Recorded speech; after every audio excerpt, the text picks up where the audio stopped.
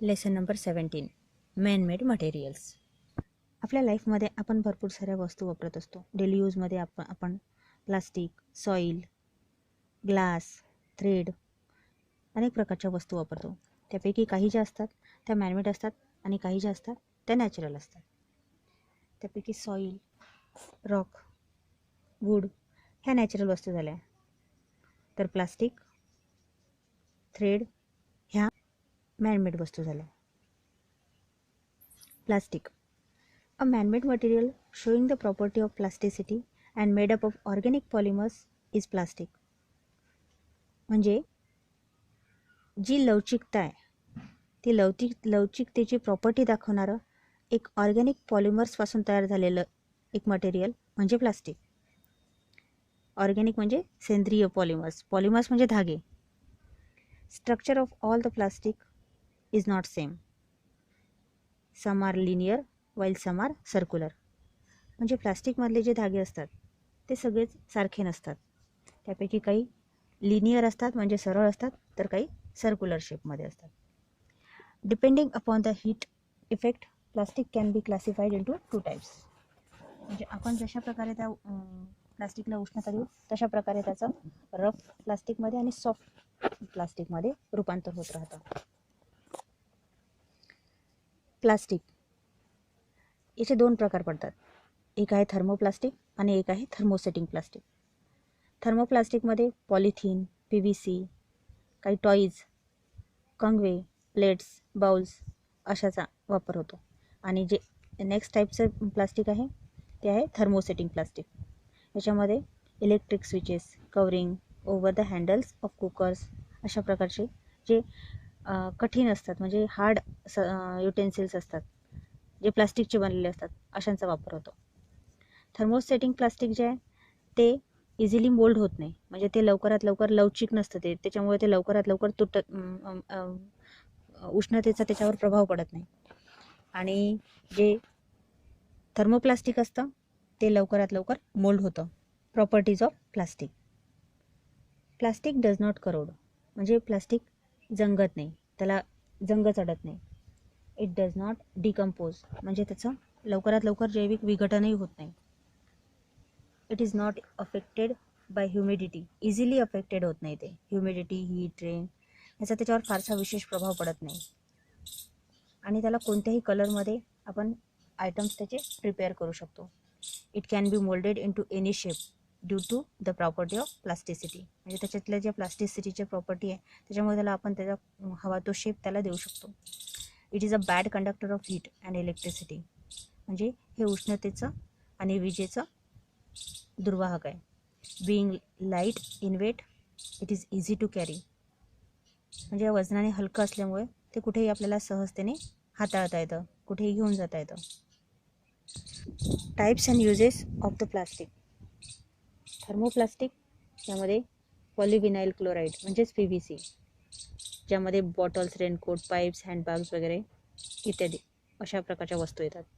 त्यानंतर पॉलिस्टिरीन, यामध्ये CD आणि DVDच्या कवर्स, रेफ्रिजरेटर म्हणजे फ्रीजमधले जे अप्लायन्सेस आहेत त्याचा वापर होतो. त्यानंतर पॉलिइथिलीन, ज्यामध्ये milk bags, packing bags, flexible garden pipes येऊ शकतात. त्यानंतर पॉलिप्रोपेलिन, लाऊडस्पीकरचे, काही व्हेकल्सचे पार्ट्स, रोप्स म्हणजे दोरखंड, मॅट्रेसेस, चटया वगैरे हे सगळ्या पॉलिप्रोपेलिनमध्ये येतात. हे झाले थर्मोप्लास्टिकचे भाग. आता आपण थर्मोसेटिंग प्लास्टिकचे भाग पाहतो आहे. त्यामध्ये येते बॅकेलाईट. बॅकेलाईट हे हार्ड प्रकारचं प्लास्टिक असतं, जे रेडिओचे काही छोटे छोटे जे पार्ट्स असतात ते म्हणजे cabinets of radio, TV, telephone, electric switches याच्यामध्ये जे प्लास्टिक वापरलं जातं ते बॅकेलाईटचं असतं. त्यानंतर मेलामाइन, जे आपल्या घरातल्या क्रॉकरीज म्हणजे सॉसर्स, कप्स, प्लेट्स, ट्रे अशा प्रकारच्या ज्या वस्तू असतात त्या मेलामाइनच्या बनलेल्या असतात. तसंही त्या इझिली मोल्ड नाही होत. पॉलियुरेथिन, ज्यामध्ये surfing boards, small boats, furniture, seats in vehicles अशा प्रकारच्या वस्तू येतात. आणि पॉलिस्टर, ज्यामध्ये fibre glass, toners of laser printers आणि टेक्स्टाईल इंडस्ट्री च्या वापरातल्या वस्तू ह्या पॉलिस्टरमध्ये येतात. आता प्रश्न आहे तिथे, why are the plastic tanks use for storage of chemicals? का असेल बरं? स्टोरेज ऑफ केमिकल्ससाठी आपण प्लास्टिक टँकचा का वापर करतो? कारण की प्लास्टिकचा म्हणजे केमिकलचा प्रभाव प्लास्टिकवर पडत नाही एवढा. कारण की केमिकलचा जो म्हणजे असर असते तो जास्त प्लास्टिकवर चालत नाही, प्रभाव पडत नाही. केमिकल्सचा प्रभाव हा प्लास्टिकवर सहजासहजी पडत नाही, त्यामुळे आपण स्टोरेज करू शकतो आणि इझी टू हँडल असतात, है ना. Why most of the domestically useful items are replaced by plastic? Simple reason आहे. एक तर काय असतं, इझिली हँडल होऊ शकतात, ते इझिली कॅरी करू शकतो आपण, त्याच्यात तुटण्याचे चान्सेस फार कमी असतात, है ना. ह्या सगळ्या गोष्टींमुळे आपण प्लास्टिकला मोस्ट प्रॉबेबली प्रिफर करतो. प्लास्टिक अँड एन्व्हायरमेंट, आपल्याला माहीतच आहे प्लास्टिकच्या कॅरी बॅग्स आपल्याला ज्या आता सर्रास यूज होतात प्लास्टिकच्या कॅरी बॅग्स, त्या कॅरी बॅग्समुळे पोल्युशन कसं होतं आणि त्याचा ह्युमन एन्व्हायरमेंटवर आणि आपल्या इकोसिस्टीमवर काय प्रभाव पडतो आहे ते. डू यू नो मध्ये पहा, plastic is used in health care sector. Example syringe म्हणजे काय? सुईची इंजेक्शन्स वगैरे. हां. Vessels use to cook food in microwave oven are made up of plastic. मायक्रोवेव्हमधले जे वेसल्स वस्तू ज्या असतात त्या. तर भांडे. Vessels are coated with Teflon to protect from scratches. Teflon टाईपचे हे असते आणि ते प्रोटेक्ट होतात, स्क्रॅच नाही पडत त्याच्यावर ना. There are more than 2000 different types of plastics. विचार कर, 2000 पेक्षा जास्त. पण ते मी शोधेल सध्याचे, नंतर शोधेल नाही ते तर बापा राहू देते. हां, म्हणजे जे अजूनपर्यंत शोधलेले नाही ते माहीतच नाही आपल्याला, है ना. Some types of plastics are used in assembling some parts of aeroplanes. म्हणजे एरोप्लेनच्या काही पार्ट मध्ये असतात प्लास्टिक सुद्धा.